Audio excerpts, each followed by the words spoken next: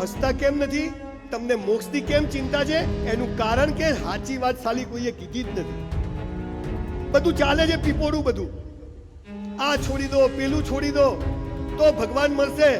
અરે ભગવાનને મેળવવા કશું છોડવાનું નથી, પણ ભગવાન મળી જાય ને એટલે બધું છૂટવા માંડે ધીમે ધીમે. આ વાત છે ભાઈ. પણ આપણને હાલું બધું ઊંધું શીખવાડ્યું છે.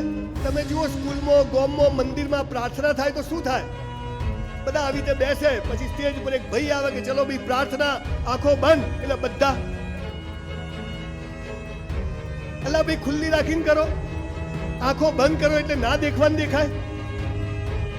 આંખો ખુલ્લી રાખો તો ભગવાનનો ફોટો દેખાય, પેલા ઢોલ વાળો દેખાય, દીવો દેખાય. ધ્યાન તો રે. આંખો બંધ કરીને પ્રાર્થના નથી કરવાની, પણ પ્રાર્થના જ એવી સરસ કરવાની છે કે આંખો ઓટોમેટિક બંધ થઈ જાય. આ સાલું શીખવાડ્યું નહીં. મોક્ષ માટે શું કરવાનું? મોક્ષ માટે કશું કરવાનું નથી, પણ જીવન જ એવું જીવવાનું છે કે જીવતા મોક્ષ મળી જાય. સાહેબ જનક રાજાની જેમ, સરદાર પટેલની જેમ. પણ આપણને સાચી વાત કોઈ કહેતું નથી. એક બાજુ સમાજની એવી વ્યવસ્થા છે, એ કહે છે કે તું પાપી છે. એક બાજુ સ્કૂલ વાળા કહે કે તું ડોબો છે. આપણે કે હાલા હું નકામો છું. અરે સાહેબ વડીલો, 84 લાખ યોનિઓમાં જખ મારીએ ને ત્યારે એક મનુષ્ય જન્મ મળે. 84 લાખ. અને એમાં નાક, આંખ, કાન બધા સ્પેર પાર્ટ ઓકે હોય ને તો લોટરી છે, લોટરી. અને તોય હું શું કરું? તમે ઘેર જઈને પ્લગમાં આંગળી ગાલ દેજો. આ પૃથ્વી પર આપણે કેમ આયા ખબર નથી. આવી ગયા રોમ જોને, આવી ગયા તો આવી ગયા. લગ્ન થઈ ગયા, છોકરા થઈ ગયા, આપણે મરી ગયા. આજે તો સાહેબ એવો જમાનો આવ્યો છે કે માણસ મરી જાય તો ફોન કરવો પડે, એલા પેલો ગયો. તો આપણે શું કહીએ? કાઢે તો કહેજો, જાય નહીં. આટલો માણસ સ્વાર્થી થઈ ગયો છે, હું ને મારો લાલિયો. પણ આવા સમયે સમગ્ર વિશ્વમાં લગભગ 2000 સેમિનાર કરીને હું આવ્યો. ગઈકાલે હું કેનિયાથી 10 દિવસે આવ્યો, પણ એક દિવસ વહેલો આવ્યો. મેં તો આટલા બધા શ્રવણોને એમના મા બાપના દર્શન કરવા મળશે, ચલો એક દિવસ એમની જોડે પણ પસાર કરું. ગઈકાલે અહીંયા આરતી ચાલતી હતી. સૌજીભાઈ શું દ્રશ્ય હતું! હું તો સાહેબ વધારે વખાણ હું જિંદગીમાં કોઈના વખાણ મારા બાપના નથી કરતો, પણ ખરેખર તમને હરે કૃષ્ણ પરિવારના તો તમામ સભ્યોને જીવતે મોક્ષ મળી ગયો છે સાહેબ. પૈસા તો હલકા લોકો પાસે, પૈસા તો 2 નંબરના ધંધા કરવાવાળા મેં લોકો જોયા, ઢગલા બંધ પૈસા હોય છે. પણ મૂળ વાત એ છે કે 25 વર્ષ પોતાના માટે જીવો, 50 વર્ષ સુધી પોતાના પરિવાર માટે જીવો, અને 50 વર્ષ થાય એટલે જે સમાજે આપ્યું એને પાછું આપવાનું શરૂ કરો. આનું નામ મોક્ષ, અને આનું નામ મોક્ષની શરૂઆત. અને એથી વિશેષ હું તમને જે કહેવા આવ્યો છું કે 75 થાય પછી ફરી પાછા પોતાના માટે જીવવું, નિજાનંદમાં જીવવું. પણ આ બધી પરોજનો છૂટતી નથી. છોકરાને બહુ નથી મળતી, છોડી છે તો પાછી આવી છે, ધણી ધણીઓની ઢીસાઢીસ ચાલે છે, કોઈને જીવનમાં મજા નથી. અને બધા ફાફે ચડેલા છે કે હું કરીએ તો મજા આવી જાય. સાહેબ વેદો, પુરાણો, ઉપનિષદો જ્યારે લખાયા ત્યારે કોઈ હિન્દુ, પટેલ, વાણિયો, બ્રાહ્મણ, મુસલમાન નહોતા, મનુષ્ય જાત હતી. અને એ વખતે આપણને જીવનમાં જીવતા જ મોક્ષનો રસ્તો બતાવેલો છે. પણ સાલું ખબર નથી, બધું ઊંધું શીખવાડ્યું છે. સુખનું વિરોધી શું? દુઃખ. દિવસનું વિરોધી શું? રાત. જન્મનું વિરોધી શું? મૃત્યુ. ઊંધું બનાયા, ઉલ્લુ બનાયા. સાહેબ સુખ પૂરું થાય ને ત્યાં દુઃખ શરૂ થાય, અને દુઃખ પૂરું થાય ને એમાં હસતા રહો ને તો સુખ તમારો હાથ પકડી લે. અમીરી પૂરી થાય ત્યાં ગરીબી શરૂ થાય, અને ગરીબીમાં 18 કલાક મહેનત કરો તો અમારા જેવી નોટો પેદા થાય. ખબર જ તમારો જન્મ થાય, મૃત્યુ નિશ્ચિત. તમારો મૃત્યુ થાય, જન્મ નિશ્ચિત. આ તો અત્યારે તમે જો એક ભાઈનો અમારો ફોન આવ્યો 6:30 વાગે, સંજયભાઈ બાબો આવ્યો. મેં કીધું જલસા. મને કે હરી ઈચ્છા. હવે આમાં ક્યાં હરી ઈચ્છા આવી? પેડા ખાઈ ગયા. રાત્રે 12 વાગે ફોન આવ્યો, સંજયભાઈ મારા બાપા ગયા. મેં કીધું હરી ઈચ્છા. મને કે શું તમે આવી વાત કરો છો?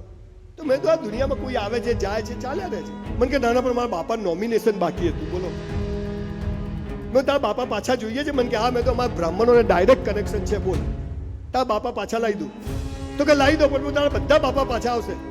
તારા 70 વર્ષના બાપા, એના 100 વર્ષના, એના 150, એના બસ તારા ઘરમાં 70-80 લોચા પડ્યા હોય. ના કે તો છો ગયા. હાલું કોઈને મરવું જ નથી. આ કોરોના આવ્યો જેને જો સંજયભાઈ કોરોના આવ્યો, ધંધાની પથારી ફરી ગઈ.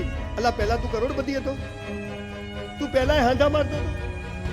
કોરોના આવે દર 100 વર્ષે કોરોના આવે છે. 1720, 1820, 1920, 2020. કોરોના કેમ આવે છે? આપણને મોક્ષનો રસ્તો બતાવવા, આપણને જીવન કેમ જીવવું એ બતાવવા, ધણી ધણિયાની હાથે કેમ રહેવું, પરિવારની હાથે કેમ જીવવું, આ શીખવાડવા આવે છે. પણ આપણા ભેજામાં ઉતરતું નથી, કે આપણને કઈ ગમતું જ નથી. 90 વર્ષનો કાકો બી કે મારે મરવું નથી. એલા કાકા જાઓ, હવે જગ્યા કરો. કોઈને મરવું નથી. પણ હું એ માનો છોકરો છું, મારી પાસે મારી બાઈનું નામ લખાવું છું, સંજય મેનાબેન રાવલ. મારી બાના રૂમમાં એક થેલી લટકેલી છે મસ્ત, માયાભાઈ. એમાં સાડી, પેટીકોટ, બ્લાઉઝ, સોનાની વસ્તુ, સુખડ બધું રેડી. મારી બાઈને મેં કીધું આ શું છે? મને કે હું મરી જઉં તો તારે હોધવું ના પડે. આ જ્યારે હોય ને ત્યારે મોક્ષ મળે. ઈચ્છાઓ બાકી હોય અને તમે મરી જાઓ ને તો એ મૃત્યુ કહેવાય, પણ ઈચ્છાઓ પૂરી થઈ જાય અને તમારું મોત થાય તો એને મોક્ષ કહેવાય. એને મોક્ષ કહેવાય. હા, એ માણસ છીએ, હે ને, ઈચ્છાઓ હોય, અપેક્ષા હોય, બધું હોય, પણ આ બધાની વચ્ચે કેવી રીતે સરસ જીવવું એ જો સમજી જાય ને તો તમને જીવતા એમ થાય કે હું મોક્ષમાં છું. સ્વર્ગ, નર્ક, પાપ, પુણ્ય. અને પાપ અને પુણ્ય એટલે શું? પહેલા થોડી શબ્દો તો સમજી લઈએ, પછી મોક્ષની વાત કરીએ. છેલ્લો શબ્દ તો પછી આવે. પાપ અને પુણ્ય એટલે શું? ડુંગળી ખવાય ને બટાકા ના ખવાય? આ પાપ મોક્ષ છે. પાપ અને પુણ્યની સાચી વ્યાખ્યા કહું. હવારમાં બધા હમણાં ખૂબ ખુશાલ છો એટલે તમે જોજો, હવારે છે ને હારી વાત જલ્દી ગળે ઉતરે, હાજે તો ન ઉતરે. એટલે પાપ અને પુણ્ય એટલે શું? તમે જુઓ, તમે બધા અહીંયા આયા, બધા કાકા કાકીઓ બધા તો હવારે નવા નવા કપડા હો, તમે જુઓ ને તો જણ લગ્નમાં આયા. ઘણા તો આમ ખૂણામાં બેહીને ફોટા પડાવતા હતા હો. 2 જણા બેહીને ધણી ધણિયાની બધા બાપડા કોઈ દી નહીં પડાયા હોય. બધા 2 જણા હાથ પકડી ચાલે હો. થેલી કેટલું છે, હેન ને જલ્દી હેન ને. જ્યારે પેલા હનીમૂનમાં ગયા હોય કાશ્મીરમાં હસબન્ડ વાઈફ ફરતા ને એમ બધા ફરતા. તમે જુઓ, તમે લગ્નમાં જાઓ કેવા તૈયાર થઈ જાઓ. હે, ઘણી વાર તો આપણું બહેરું જોઈને એમ થાય મારું બહેરું છે કે બીજાનું, એવા તૈયાર થાય. અને ઘરમાં તો કામવાળી કઈ ઘરવાળી કઈ ખબર જ ના પડે. એ જ જૂના કપડાં પહેરે ને લટકતા હોય, હાડીનો છેડો, આપણે ગંજીમાંથી શ્રીલંકા દેખાતું હોય, મોજામાંથી અંગૂઠો બહાર હોય, બહાર નીકળે એટલે હીરો હિરોઈન. એટલે બીજાને બતાવવા જીવવાનું. સંજયભાઈ ઘેર આવે તો નવા કપડાં કાઢી, આપણે હાલા તૂટેલીમાં પીતા હોઈએ. સંજયભાઈ ઘેર આવે તો નવી ચાદર, આપણે હાલા ફાટેલીમાં ઊંઘતા હોઈએ. એટલે બીજાને બતાવવા જીવવાનું. મારા લગ્ન ત્યાં મારી ઘરવાળીને કીધું, પલ્લવી ઘરમાં જ નવા કપડાં પહેર. મને કે કેમ? મેં કીધું તું મને ગમવી જોઈએ કે ગોમને ગમવી જોઈએ? 32 વર્ષથી હજી બદલી નથી મેં, બોલો. આ તો અને અહીંયા બધા આંટીઓ બેઠા છો, તમારા નવા કપડાં ઘરમાં પહેરી લેજો, નહીં તો ગોદડાની ખોળો નહીં બને. પહેરી લો, મોતથી જીવી લો.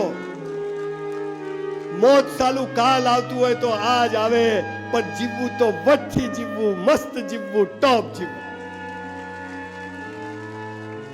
દુકાનમાં સાલા બોર્ડ મારે ઉધાર બંધ છે, જિંદગીમાં રોજ ઉધાર. કાલ કાલ કાલ સાલી આવતી નથી.